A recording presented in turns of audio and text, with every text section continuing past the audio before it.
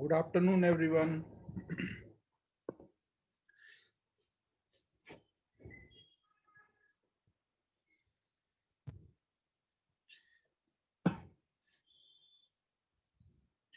Last time मैंने homework दिया था ना,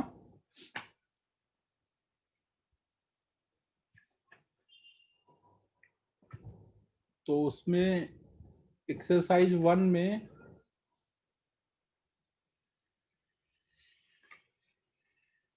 वन नहीं दिया था ना।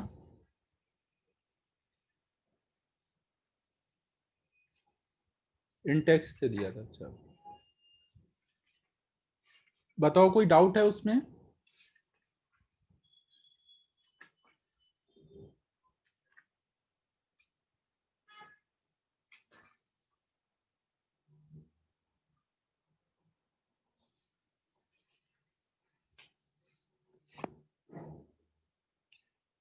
इंटेक्स्ट का 8।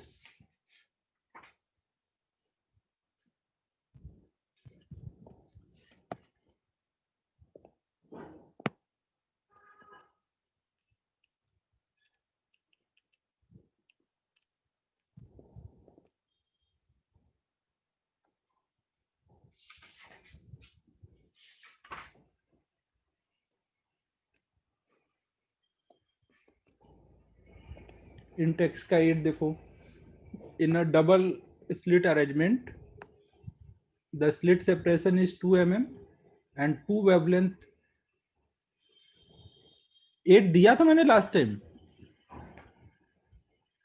ये छोड़ दो अभी 8 वाला ना, ये आज पढ़ाऊंगा। दो वेवलेंथ वाला अभी नहीं कराया ना, एक वेवलेंथ वाला ही कराया है।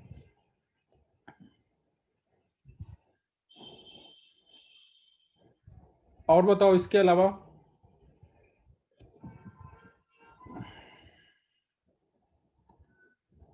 इसके अलावा और है कोई?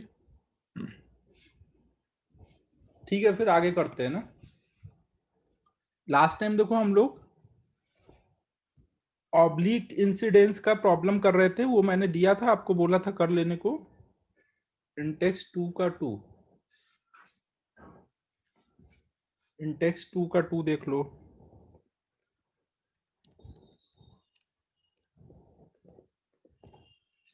इसमें देखो क्या बोला गया है।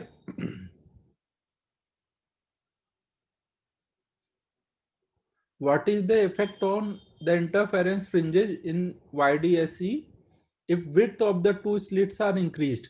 अगर आप विड्थ इंक्रीज कर दोगे तो उससे ब्राइटनेस, जो इंटेंसिटी आ रही होगी लाइट की, वो बढ़ेगी ना। जो इंटेंसिटी आ रही होगी वो बढ़ जाएगी। तो जहां पे ब्राइट फ्रिंज आ रहा होगा वहां पे, अगर मान लो पहले यहाँ पे I0 आ रहा है, यहाँ से I0 आ रहा है, तो यहाँ पे 4I0 पहुंच रहा होगा ना। एक की वजह से यहाँ I0 आ रहा है, दूसरे की वजह से यहाँ I0 आ रहा है, तो यहाँ 4I0 कॉन्स्ट्रक्टिव जहाँ पे हो रहा होगा वहां पहुंच रहा होगा। और डार्क वाले पे 0 पहुंच रहा होगा ना। डार्क वाले पे इंटेंसिटी कितनी हो रही होगी? 0 ना। ब्राइट वाले पर 4I0। अब अगर मैं ये I0 की वैल्यू बढ़ा दूं तो फर्क कहाँ पे पड़ेगा, ब्राइट वाले पे या डार्क वाले पर?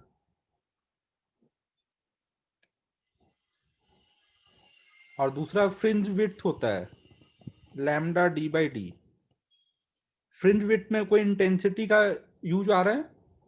लैम्डा वेवलेंथ की लाइट अब भी आ रही है जो पहले आ रही थी, बस ज्यादा आ रही है। इंटेंसिटी बढ़ना मतलब ज्यादा एनर्जी आ रही है। तो फ्रिंज विड्थ पे कोई इफेक्ट पड़ेगा?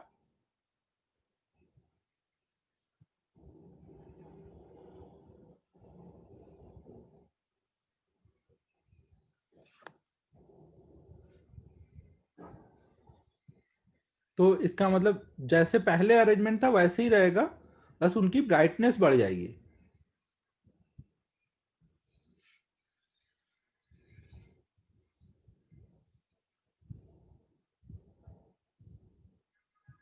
इसमें तो अब इसमें इक्वली स्पेस वो सब तो सेम ही रहेगा। सी ज्यादा अप्रोप्रिएट लग रहा है। एक बार आंसर चेक करता हूँ इसका। इंटेक्स 2 का डी इक्वल, अच्छा इक्वली स्पेस बोला है ना। हाँ ठीक है, ठीक है, डी सही है ना। जो फ्रिंज की ब्राइटनेस है नो लॉन्गर इक्वली ब्राइट ना, पहले से बढ़ गई है ना ब्राइटनेस। जो ब्राइट फ्रिंजेस है वो पहले से ज्यादा ब्राइट हो गई हैं और इक्वली स्पेस्ड हैं अब भी ना, जैसे फ्रिंज विड्थ अब भी उतनी है, तो उनके स्पेस में कोई डिफरेंस नहीं आएगा ना, बस पहले से ज्यादा इंटेंसिटी बढ़ गई है।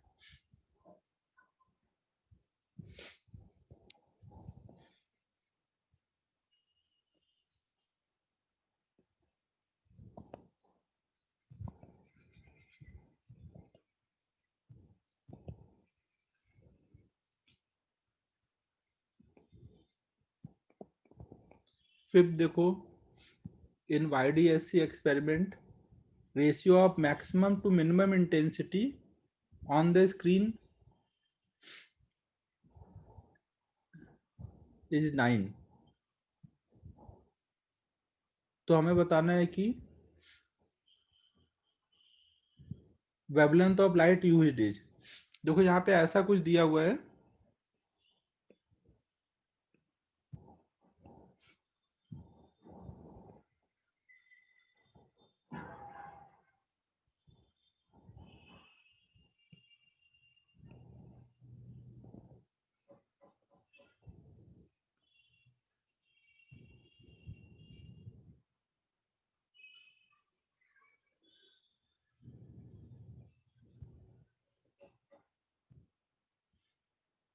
तो ये हमें बोला गया है कि ये कुछ y है, ये d/2 है, ये d/2 है, S1 डैश, S2 डैश। तो हमें बोला जा रहा है कि मैक्सिमम टू मिनिमम इंटेंसिटी का रेशियो जो है यहाँ पर 9 है। एक मिनट में को जरा से सोच लेने दो। ऊपर अगर y दिया है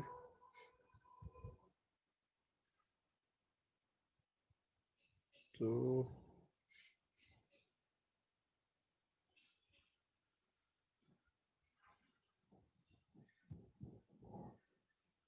इसमें ये S2 डैश का भी डिस्टेंस कुछ देना चाहिए था। S2 डैश अगर हम नहीं देंगे तो बात बन नहीं पाएगी। S2 डैश,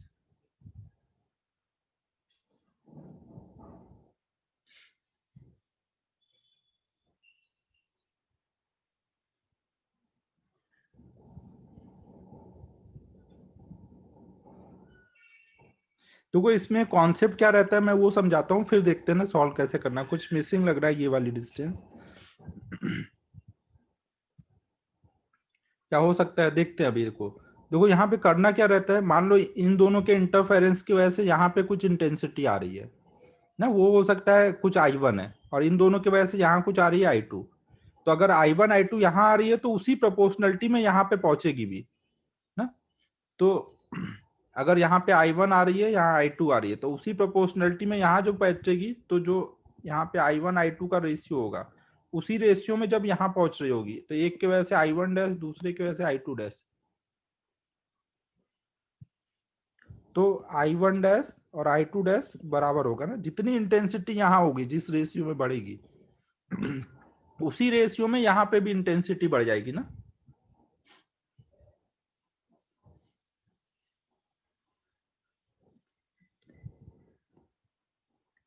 अब देखो हमें यहाँ पे बोला गया है कि इस यहाँ इस स्क्रीन पे मैक्सिमा और मिनिमा का रेशियो, मैक्सिमा कितना आ रहा होगा, √I1 dash plus √I2 dash. ये ध्यान रखना ना, यहाँ जो इंटेंसिटी आती है वही इंटेंसिटी यहाँ नहीं पहुंचती ना, वो पूरे में डिस्ट्रीब्यूट होती है ना, तो उसी प्रोपोर्शनलिटी में बढ़ेगा। अगर यहाँ का डबल किया तो हर पॉइंट पे अब डबल पहुंचेगा, पहले से ज्यादा पहुंचेगा।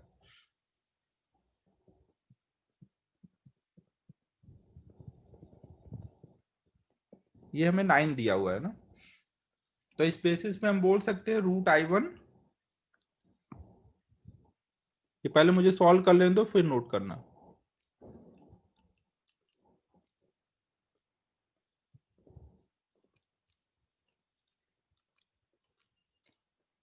इनको क्रॉस मल्टीप्लाई कर लेते हैं।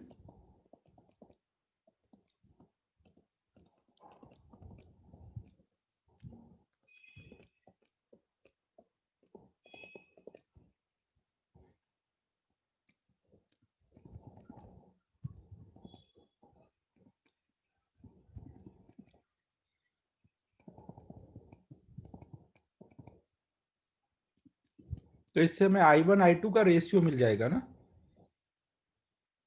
अगर I1 I2 का रेशियो मिल गया तो हम बोल सकते हैं कि I1 I2 का रेशियो मिल गया ना। इसका मतलब यहाँ के कंपेरिजन में यहाँ इंटेंसिटी 4 टाइम ज्यादा है। अब ये y पूछा गया, अब जब तक यहाँ इंटेंसिटी नहीं होगी तब तक हमें सोचना यहाँ डिफिकल्ट होगा। एक मिनट में और सोचता हूँ इसमें क्या हो सकता है।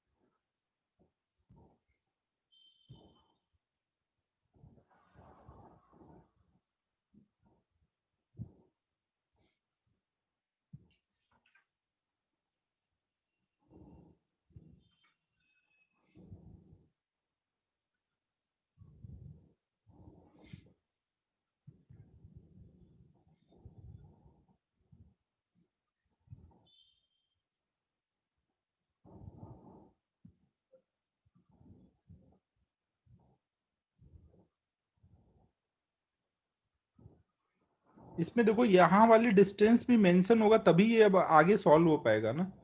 हमें यहाँ की इंटेंसिटी और यहाँ की इंटेंसिटी का रेशियो आ गया है। अब यहाँ का पता होगा तो यहाँ का आएगा, तब हम जाकर के निकाल पाएंगे कि y कितना रहा होगा। हमें I1 I2 का रेशियो आ गया 4:1।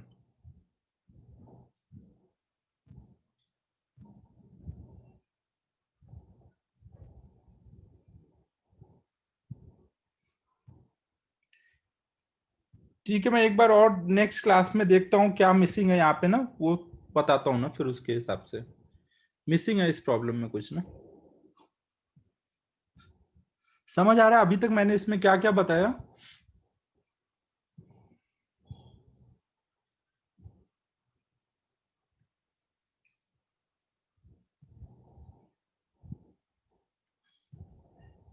नेक्स्ट बताओ।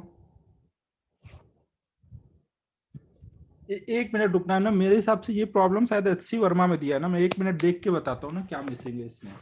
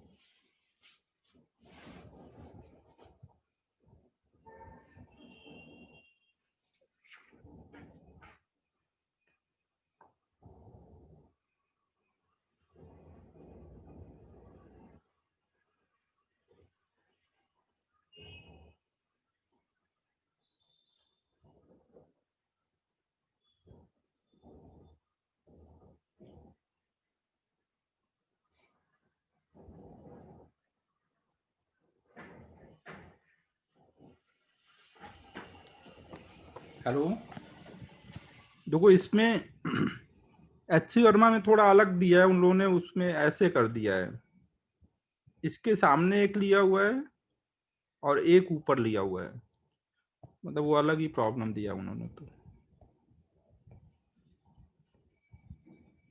फिर उन्होंने इंटेंसिटी पूछी हुई है, यहाँ पे ये वाई वेरी कराया है। देखो इस टाइप के प्रॉब्लम में करना यही रहता है कि आप यहाँ पे देखो क्या इंटरफेरेंस हो रहा है, यहाँ क्या हो रहा है, इससे यहाँ का रेशियो आ जाएगा, फिर उसी रेशियो में यहाँ पहुंच रहा होगा। अब उसके हिसाब से कंस्ट्रक्टिव डिस्ट्रक्टिव करा के रेशियो चेक कर सकते हैं। हाँ, इसमें मिसिंग है ना, मैं नेक्स्ट क्लास में सॉल्व करके देखता हूँ ना क्या वैल्यू डालने पे हो पाएगा। आगे बताओ।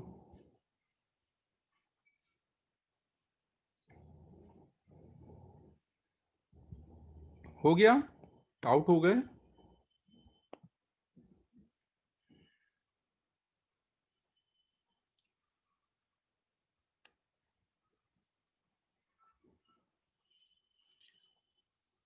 4 करेंगे प्रतीक ना, फोर्थ ब्राइट फ्रिंज सेंट्रल अलग होता है ना, सेंट्रल छोड़ के फिर फर्स्ट सेकेंड थर्ड फोर्थ ना, फोर्थ ब्राइट फिन बोला है तो फोर्थ करेंगे।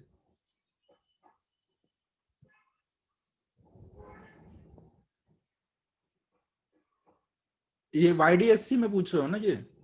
वाईडीएससी में सेंट्रल के बाद काउंट करते हैं, फर्स्ट सेकंड थर्ड ऐसे। और दिया था इसमें होमवर्क?